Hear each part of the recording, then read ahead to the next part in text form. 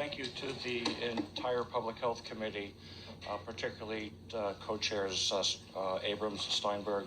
We've got almost a full house here today, so Vice Chairs Howard, Lesser, Young, and Ranking Member Pettit.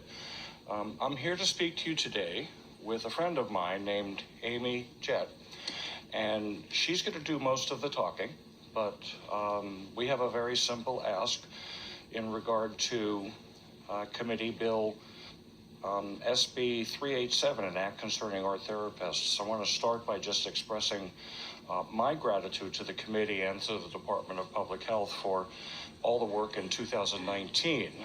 And of course, the heavy lifting by Senator Abrams up in the Senate as well. Thank you. The reality is we now have a licensure program for art therapy, and it's doing very, very well. We also have a couple of gaps in the language that we learned in the first year, and we have a very beautiful cooperative relationship with the Department of Public Health. So what we're going to do is provide a roadmap for a couple of minor technical revisions that are being suggested, and then keep the dialogue open until everybody agrees and we get this accomplished. But without further ado, Aimee Jette, who's the incoming president of the Connecticut Art Therapy Association. Good morning. Thank you. Good morning. My name is Aimee Jette, and I'm an associate art therapist and resident of Ridgefield, Connecticut. I am the president-elect of the Connecticut Art Therapy Association, like Representative Belinsky was just saying, and I'm also the president of Art in Common.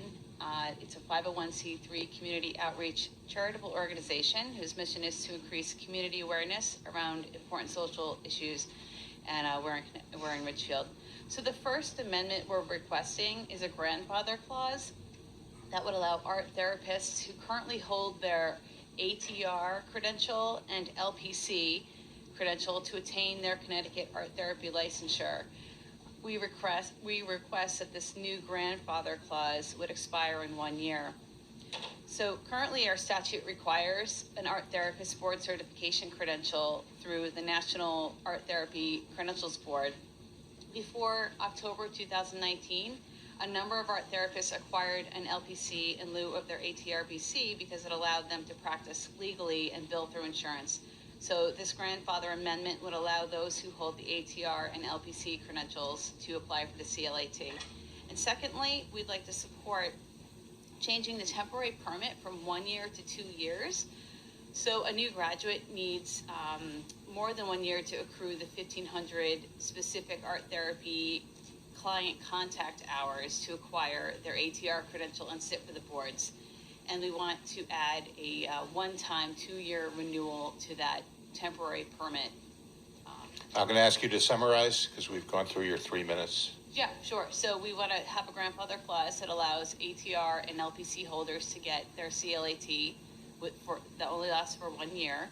And the second one is to make the temporary permit 2 years and with one-time renewal of 2 years.